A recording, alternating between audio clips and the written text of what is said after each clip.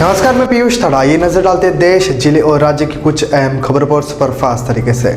उत्तराखंड में ग्लेशियर का एक हिस्सा टूटने की घटना के बाद ऋषिकेश, ऋषिगंगा और अलकनंदा नदी में बाढ़ की स्थिति पैदा हो गई थी। इस घटना में पनबिजली परियोजनाओं को नुकसान हुआ और कम से कम 10 लोगों की मौत हो गई तथा 143 लोग अभी भी लापता है।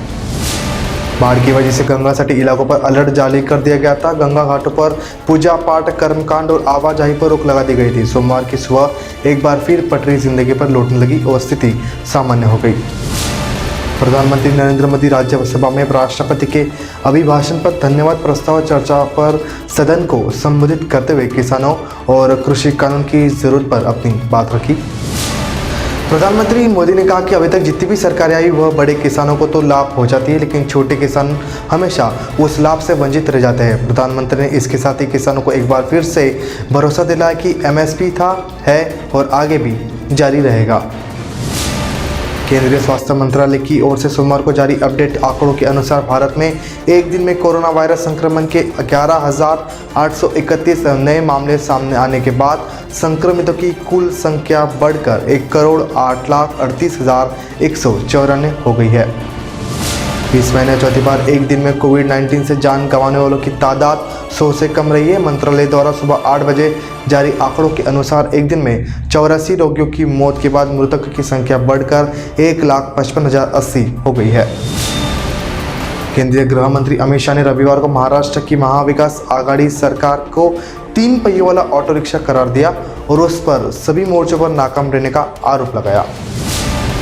अमित शाह ने इस वक्त कहा कि लोगों का जनादेश धोखा देकर बनाया गया एक अपवित्र गठबंधन है, जबकि जनादेश देवेंद्र फडणवीस के नेतृत्व वाली भाजपा शिवसेना गठबंधन सरकार के लिए था। महाराष्ट्र के सोलापुर में भारतीय जनता पार्टी के कार्यकर्ता को उद्धव ठाकरे की आलोचना करना भारी बढ़ गया।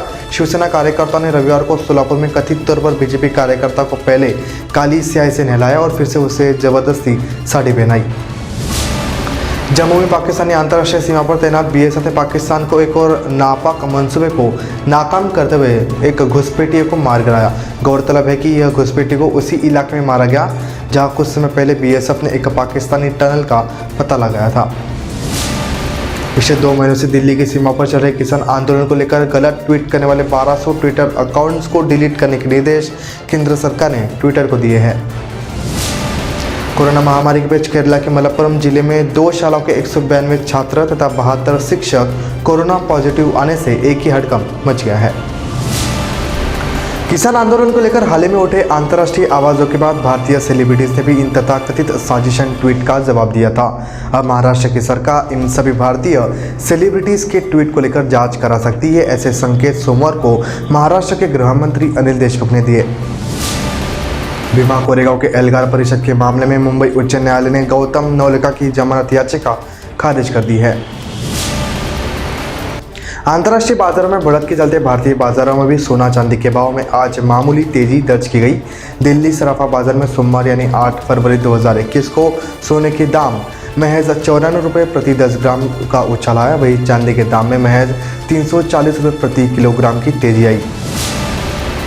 डेटा प्राइवेसी को लेकर इन दिनों सरकार और आम यूजर्स परेशान हैं। हाल ही में व्हाट्सएप की नई डेटा पॉलिसी को लेकर जहां आम यूजर्स नाराज हो गए थे, वहीं सरकार ने इसकी कार तैयार कर ली है। मोदी सरकार ने देश के लिए अपना मैसेजिंग ऐप लॉन्च कर दिया। ये ऐप फिलहाल सरकारी कर्मचारी यूज़ कर रहे हैं, लेकिन जल्द इसे आम यूजर्स के लिए लॉन्च किया जाएगा।